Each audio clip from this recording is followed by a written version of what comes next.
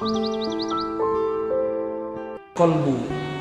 Kolbu itu tempat Allah menatap. Siapa yang menyebut nama Allah di kolbu, maka Allah pasti ridha kepadanya. Jika kita tahu isi hati pasangan kita di kolbunya ada selain nama kita, ridha enggak? Cemburu enggak? Allah ghayurun, Allah maha pencemburu. Maka orang yang mengisi kolbunya dengan nama Allah, lawan cemburu, Allah ridha.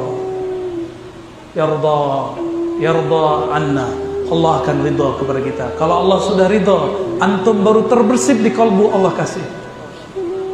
Kenapa sudah doa nggak dikasih? Karena di kolbu belum ada namanya. Maka tabunglah nama Allah di kolbu, ambillah ilmunya dari ahli talqin zikir.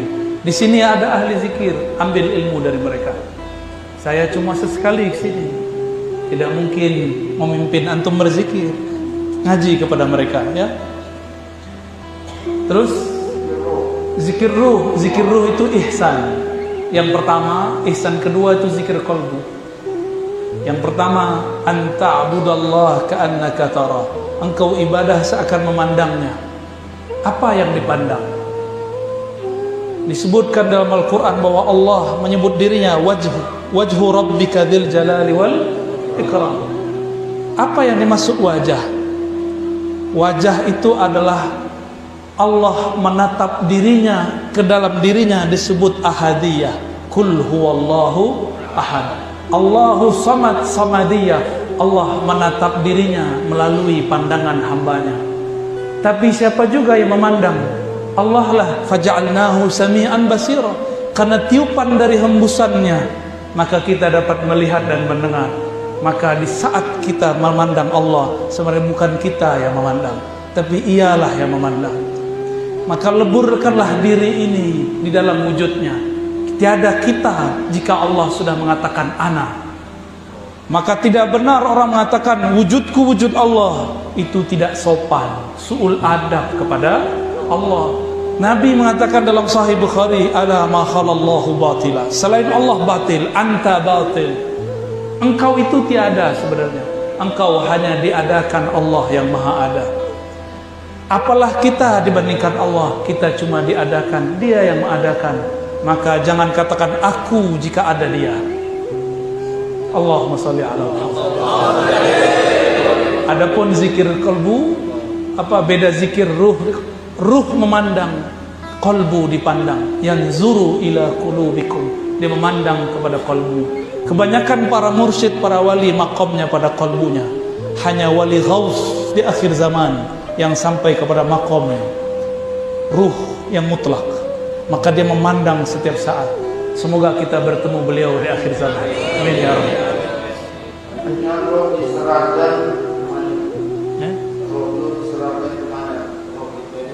Ruh kan diserahkan kepada yang meniupkan ruh. Siapa yang meniupkan ruh? Allah mengatakan aku nafakhtu, sang aku serahkan kepadanya.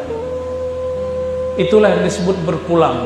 Maka kita kasih simbol Ahad, Ahmad, Muhammad. Tapi di akhir zaman ada Imam Al-Mahdi, maka lengkaplah 4 sudut Ka'bah. Al-Mahdi, Ahad, Ahmad, Muhammad, Al-Mahdi. Itulah rahasia kenapa sudut Ka'bah ada 4. Sekarang akan disempurnakan dengan Imam akhir zaman yang Nabi katakan ismuhu ismi, ismuhu yuwati ismi. Hadis Abu Dawud, hadis sahih. Min itrati, min waladi Fatimah. Dari keturunan Rasulullah. Isim, apa arti isim? Derjatnya, ilmunya, makomnya. Isim kata Imam Al-Bajuri berarti as-sumu, ketinggian darajah. Juga berarti al-wasam, al-alam, tanda-tanda. Maka tanda yang terjadi pada Nabi Muhammad SAW akan terjadi pada Al-Imam Al-Mahdi. Sabar-sabar, maka jangan anti habaib, karena zuriat beliau dari habaib lah yang akan jadi Al-Imam Al-Mahdi. Tapi banyak habaib merasa dirinya siapa ya? Karena mereka tak tahu diri. Habaib jika tidak belajar kepada wali Allah tidak jadi wali, tapi dia dapat keberkahan dalam tubuhnya karena di darahnya ada darah Rasulullah SAW. Maka kita cinta kepada mereka, kita ta'zim kepada mereka. Diberikan selawat guru Habibna Sayyid Muhammad Ali Al-Maliki membacakan ayat innallaha wa malaikatahu yusholluna 'alan nabi. Ini ijazah kubra dari Allah. Ya ayyuhallazina amanu sallu alaihi wa sallimu taslima. Maka siapa yang telah dapat belajar Al-Quran dari gurunya, dia telah dapat ijazah kubra, salawat dari Allah tabaraka wa ta'ala. Jadi tidak perlu ijazah. Namun kalau antum mau jadi salik, jadi murid, carilah mursyid yang akan mengijazahkan. Kemudian katanya beliau pernah dengar dari MH Sayyidul Wali Mastur. Bagaimana dengan Wali Mastur? Wali artinya kekasih Allah. Ada 7 golongan yang Allah berikan zilnya, bayang-bayang lindungannya, perlindungannya. Yauma la zilla illa zilluh, di saat itu tidak ada lagi bantuan pertolongan kecuali zilluh, bayang-bayang dari Allah Subhanahu wa ta'ala. Yang pertama apa? Al-Imam Al-Adil. Biasanya imam adil itu ketahuan kalau dia sudah turun. Tunggu aja turun dulu, ya. Kalau sudah turun nanti antum akan bilang dia adil atau tidak adil. Ya, maka saya tidak ada komentar karena saya tidak ahli politik. S1 saya akidah wa falsafah dan hadis 2, dan juga dirasa Islamiyah dari Syekh Hasan Hiti. Saya bukan ahli politik. S2 saya tentang pemikiran Islam, Al-Fikrul Islami. S3 saya tentang Al-Fikrul Islami, bukan filsafat, ya. Filsafat cuma S1. Saya lebih banyak khidmah untuk hadis, untuk tasawuf daripada falsafah. Falsafah itu cuma alat untuk memahami beberapa hal. Cabang filsafat itu politik, tapi saya belum masuk ke dalamnya karena saya tahu fitnah akhir zaman ada di politik. Saya jauh-jauh dulu dari situ. Jika ada guru kita, habib kita, masyayikh kita terjun ke sana, kita doakan semoga mereka dibimbing oleh Allah Subhanahu wa ta'ala. Jadi saya tidak tahu yang sekarang itu masuk kemana, ya. Tanya dulu kalau udah selesai dulu, ya. Wallahu a'lam bishawab. Selanjutnya adalah memang lagi muslim sekarang ini. Apa dia?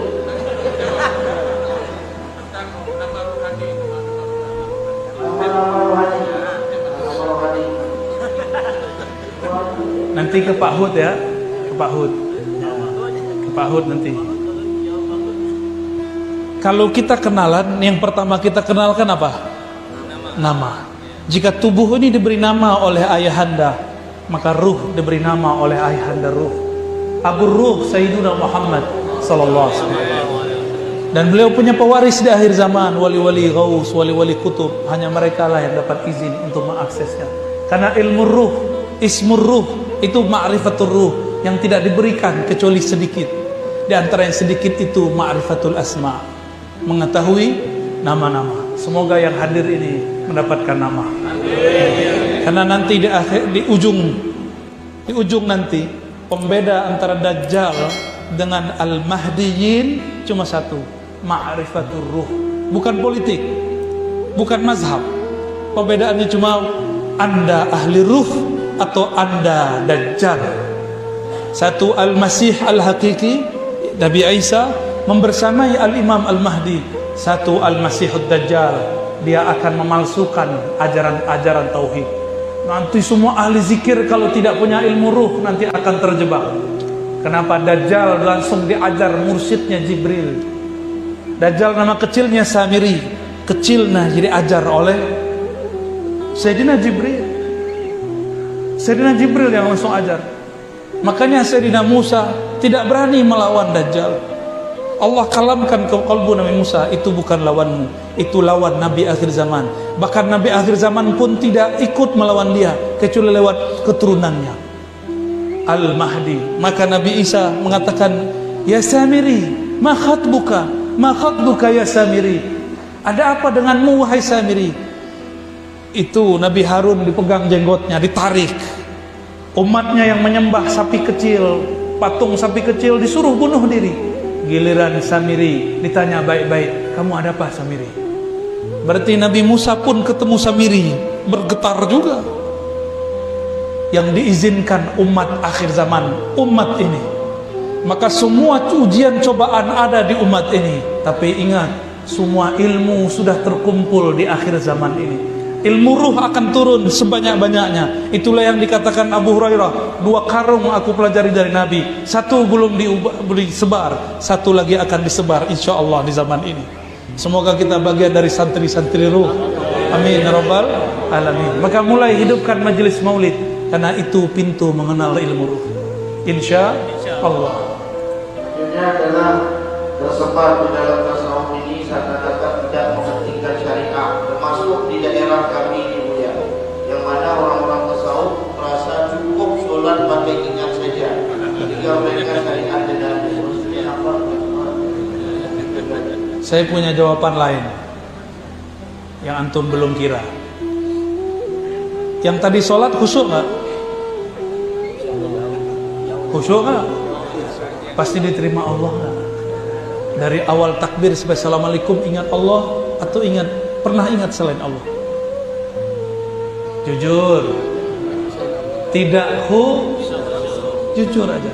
Abdullah bin Amr yang berkalam dalam hadis Imam Tirmizi dikatakan, awwalu ma qubida qabla yaumil qiyamah al-khusyu'. Yang pertama dicabut sebelum akhir zaman adalah khusyuk. Abdullah bin Amr dapat kalam ini dari siapa? Tentu dari baginda Rasul sallallahu alaihi wasallam. Disebut hadis mauquf fi hukmil marfu.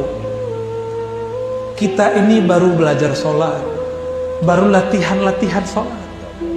Makanya Allah mengatakan aqimis salata li dzikri. Aqim itu kalau diterjemahkan dalam bahasa sir, bahasa hakikat, latih-latihlah dirimu sholat untuk mengingat aku. Maka engkau yang baru berlatih jangan sombong kalau melihat orang belum berlatih. Jangan sombong, kita baru berlatih. Jangan suudzon kepada orang yang terlihat belum sholat. Mungkin dia tidak sholat.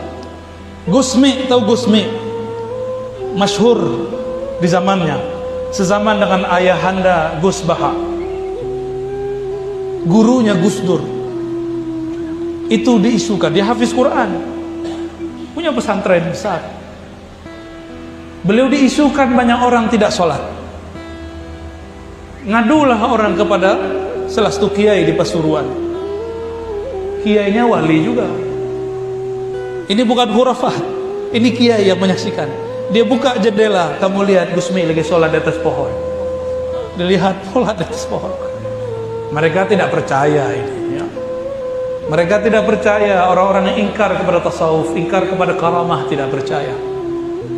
Mereka nggak percaya. Kalau saya percaya, karamatul aulia saya percaya. Jadi kalau ada orang yang dimasyhurkan sebagai wali, tidak terlihat sholat, bukan berarti dia tidak sholat. Mungkin dia lagi nguji antum. Antum ini yang sholatnya begitu, sudah berani belum jadi juri, ya? Tapi semua ulama ahli tasawuf sepakat, ilmuna musyayyadun muqayyadun bil kitab wa sunnah. Ilmu kami sangat berkaitan erat dengan Quran dan sunnah. Imam Zarruq mengatakan, al-batin yukhalifu zahir batil. Semua yang ilmu batin, ilmu tasawuf yang menyalahi syariat, maka itu batil. Man a'rafun nas bisyariah, a'rafuhum bisyariah, a'rafuhum bil khilaf. Orang yang paling mengerti syariat adalah yang paling mengerti khilafiyah. Baru tahu satu mazhab, sudah berani bantah mursyid, ya. Baru tahu satu mazhab, satu qaul, sudah berani bantah Habib. Ukur diri, antum baru hijrah berapa tahun? Habib 20 tahun, Habib 40 tahun. Mursyid sudah satu nafasnya bersama Allah Subhanahu wa ta'ala. Saya tidak membela orang tidak sholat. Setahu saya tidak ada wali kecuali dia sholat. Saya pernah suudzon dengan seorang wali, tapi baru suudzon, khatir di kalbu. Apa kata dia pandang saya, jangan kamu kira saya tidak sholat. Ya salah. Karena saya satu hari satu malam dengan beliau tidak terlihat beliau sholat. Terbesit di hati. Ternyata kawan saya naik ke lantai 2 sholat subuh, ada beliau di atas. Terus yang di bawah siapa? Jangan-jangan yang kita temui itu bayang-bayang. Itu yang disebut toyul art, taksirun nufus. Karena wali itu nur. Nurnya satu nur bisa jadi bayang-bayang. Nabi Muhammad sallallahu alaihi wasallam, dengan apa beliau melihat Uwais Al-Qarni? Karena pancaran nur Nabi sampai kepada Uwais. Uwais pun terlihat oleh Nabi. Nabi di Madinah, tapi wujudnya terlihat di kampung Uwais Al-Qarni. Paham tuh? Matahari satu dilihat dari semua bumi. Dia satu, tapi orang melihatnya banyak. Habib Al-Kaf yang baru meninggal, Habib Ja'far Al-Kaf, ya, yang kalau ngomong nggak jelas, Al-Fatihah, Al-Fatihah, ya. Orang yang suul adab bilang Habib apaan ini, ya. Tapi saksi matanya, saya sudah sebut namanya. Buka kamar, ada dia sedang tidur. Kamar satu lagi dia lagi sholat. Buka kamar satu dia lagi zikir. Kalau kurang percaya, baca Al-Hawi Imam Suyuti. Di situ dijelaskan bab toyul ard, melipat bumi. Itu ada. Dulu Imam Suyuti pun tidak percaya, Ar-Razi pun dulu tidak percaya. Sampai kemudian baca kitab Al-Hafiz Imam As-Suyuti, barulah kita percaya. Dan saya menyaksikan sendiri. Kita salaman di depan rumahnya, pas masuk rumah dia ada lagi. Ya salam. Dulu di Tanah Abang ada wali, masih hidup, cuma saya nggak boleh sebut nama. Dia tidur-tiduran depan masjid. Muridnya masuk, ahli syariat, ahli fikih, baru tahu mazhab zahir, belum tahu mazhab batin. Apa kata dia? Pak Yai, masuk. Pak Haji, masuk. Jadi imam Pak Haji. Ya, masuk. Ente duluan. Dalam hatinya, udah komat begini. Pak Haji kok masih di depan? Haji PA ini ya. Sampai di depan dia ke saf pertama. Lah yang jadi imam yang di depan. Ya salam. Antum tahu Mbah Mangli? Tahu Mbah Mangli? Sahabat saya seorang Habib juga datang ke Mbah Mangli. Ketemu di depan. Sepadat ini tidak mungkin, gak ada pintu. Ketika dia sampai di depan, lah Mbah Mangli ada di depan. Namanya karamatul aulia. Karamah wali itu gampang, jangankan itu. Dari Mekah ke Masjidil Aqsa sekejap Allah perjalankan. Dari Masjidil Aqsa sekejap sampai ke Sidratul Muntaha, mudah bagi Allah. Jangan pikir pakai otak logika yang IQ-nya rendah ini ya. Pikirlah dengan kehebatan Allah Subhanahu wa taala. Semua ulama ahli sunnah ittifaq, ijma bahwa karamatul aulia wajib dipercaya. Ya, dan tidak ada wali kecuali dia zikrullah, kecuali dia sholat. Cuma mata kita mungkin lihat tidak. Wallahu a'lam bishawab. Khalas. Selanjutnya yang terakhir ini pemuda-pemuda yaitu yang sering membantah kelompok-kelompok yang salah pikiran. Bagaimana cara kita nasihat untuk berjuang aswaja ini ya, untuk masa depan mereka. Mari sama-sama kita dengarkan nasihat beliau untuk kita dalam akidah Ahlussunnah wal Jamaah, Asy'ariyah, Maturidiyah. Sampai selesai sampai di sini, mudah-mudahan beliau sudah berapa. Ada dua jawabannya. Ya. Pertama, untuk yang punya kemahiran dalam ilmu akidah, ilmu fikih, ilmu tasawuf, mengerti hujjah, maka ikuti manhaj Imam Al-Baqillani. Al-Imam Al-Baqillani diprotes oleh sebagian ahli hadis. Beliau ahli hadis. Apa kata sebagian ahli hadis?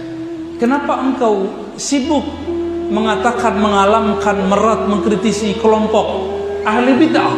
Nanti engkau akan ikut membicarakan bid'ah mereka. Uskut, diamlah engkau. Apa jawaban Imam Al-Baqillani? Baqillani ini murid dari Bahili, murid dari Ibnu Mujahid. Mereka berdua murid daripada Imam Asy'ari. Imam Asy'ari berguru kepada Zakaria As-Saji, As-Saji berguru kepada Ahmad bin Hanbal. Baqillani bawa cerita Ahmad bin Hanbal. Apa kata beliau? Apakah kamu wahai ahli hadis ingin mengalami yang dialami oleh imam kita Ahmad bin Hanbal waktu di Baghdad? Beliau lagi di Baghdad. Maksud engkau apa? Imam Ahmad ditanya mengenai suatu perkara, jawabannya la. Diam, la adri, la adri, la adri, la adri. Akhirnya beliau disiksa, masuk penjara. Padahal beliau bisa jawab. Beliau memahami pesan Imam Syafi'i, tapi terjemahannya ala Imam Ahmad. Imam Syafi'i pernah berkirim surat ke Imam Ahmad. Apa kata Imam Syafi'i? Sebelum beliau wafat tahun 204 Hijriah. Kejadiannya 15-14 tahun setelah beliau berkirim surat. Ya Aba Abdullah Ahmad bin Hanbal, Rasulullah menemuiku, mengunjungiku dalam mimpiku, sekedar menyampaikan salam kepada engkau. Rasulullah berpesan, isbir ala mihnatil Quran. Bersabarlah engkau janti jika ada perseteruan, perdebatan mengenai hakikat Quran, makhluk atau tidak makhluk. Pemahaman Imam Ahmad, sabar itu diam. Tapi Imam Ahmad punya kawan namanya Al-Karabisi, sabar itu harus jawab. Imam Ahmad akhirnya disiksa oleh Khalifah Al-Ma'mun, oleh Khalifah Al-Mutawakkil, oleh bukan Mutawakkil, Al-Mu'tasim, lalu Khalifah Al-Wathiq. 3 khalifah menyiksa beliau. Imam Ahmad itu pakai sarung. Algojonya sangat kurang ajar kepada ulama. Imam Ahmad sedang disiksa, lalu ingin dipermalukan di depan semua narapidana. Sarungnya dicopot. Untung kainnya agak panjang di atas. Maka beliau berkalam, ya Allah, sarung ini makhlukmu, izinkan aku memerintahkannya. Wa izari, ya izari, wahai sarungku, tutuplah auratku. Tiba-tiba auratnya menutup sampai kiamat, tidak pernah lagi terbuka di depan musuh-musuh Allah. Karamah Imam Ahmad. Beliau tidak pernah jawab. Karena beliau tidak pernah jawab, tidak pernah komentar, akhirnya beliau kalah. Imam Baqillani mengambil pelajaran besar. Jika kiai-kiai ulama habaib pengecut diam, tidak mau membahas sunnah dan bid'ah, tidak mau mengantar orang-orang yang suka membid'ahkan kita, siap-siap nanti masjid kita digusur, masjid kita hilang. Bangunannya ada, itu masjidnya hilang. Mau? Maka kuatkan guru-guru kita, Habib, Syekh, Kiai, Tuan Guru, tolong jawab persoalan ini. Jangan diamkan. Tidak usah takut. Saya dulu masih separuh-separuh. Sampai tahun 2017 kaki saya masih 2. Nggak enak. Nggak enak. Nggak mau ribut. Saya kira persoalan selesai kalau ditulis, ditaruh di web. Enggak. Tulis buku selesai, tidak. Ternyata harus idfa billati hiya ahsan. Harus ada aktivitas idfa. Idfa itu aktivitas yang sangat gesit. Tidak boleh nunggu ada orang nanya.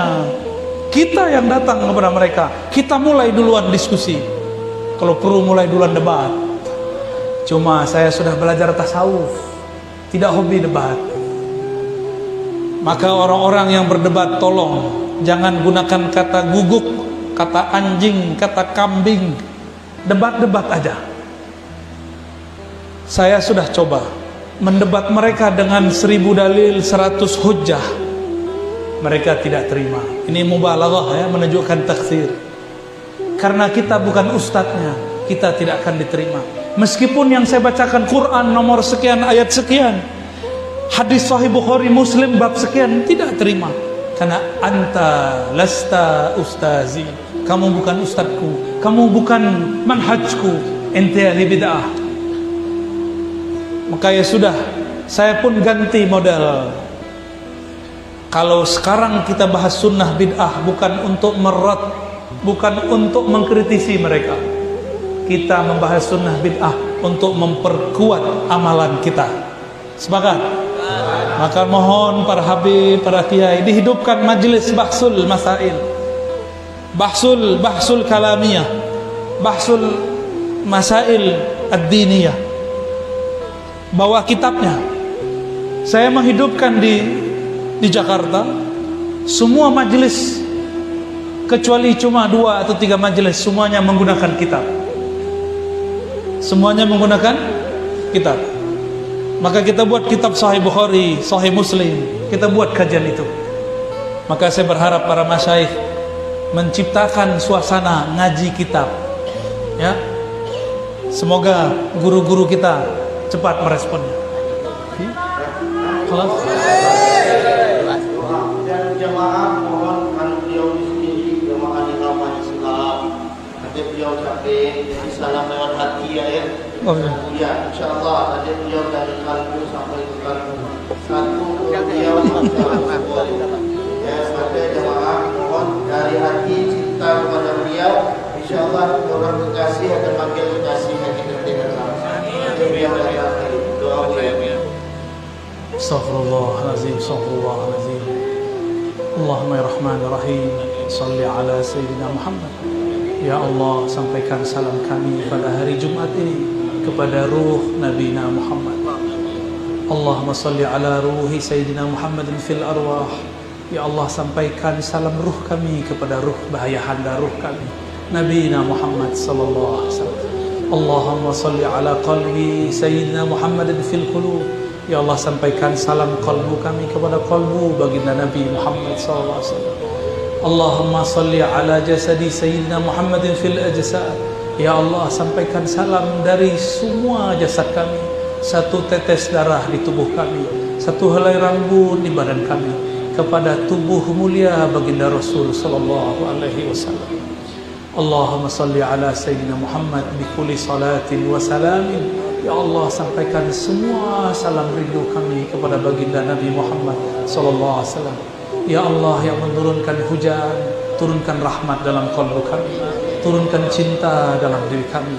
Ya Allah, meskipun Engkau mengatakan umat ini pasti berikhtilaf, pasti berselisih, jadikan kami umat yang mendapat rahmat Engkau. Jadikan kami umat yang mendapatkan kasih sayang Engkau. Ya Rabb, jadikan kami al-mutahabbina fika. Jadikan kami di akhir zaman umat yang saling mencintai dalam Engkau, dalam rahmat Engkau, dalam sifat Engkau. Jadikan kami di akhir zaman umat yang terpilih nanti di akhirat, ketika para aulia, para syuhada yaghbit, mereka semuanya iri melihat ada cahaya yang bergerak di atas mereka. Lalu nabi-nabi ditanya, siapakah mereka? Allah mengatakan, Engkau mengatakan, merekalah al-mutahabbina fiyya. Mereka lah yang saling mencintai di dalam rahmatku. Jadikan kami ya Allah bihaqqi Sayyidina Muhammad, bihaqqi Sayyidina Muhammad rahmatan lil alamin, minal marhumin, minal mutahabbina birahmatik, minal mutahabbina biruhik. Allahumma rabbana atina fid dunya hasanah wa fil akhirati hasanah wa qina adzaban nar. واحفظنا ومشايخنا واحفظنا وحبائبنا واحفظنا والجماعات والحاضرين والحاضرات والمسلمين والمسلمات اللهم استرنا وإياهم وصلى الله على سيد الوجود والحمد لله رب العالمين.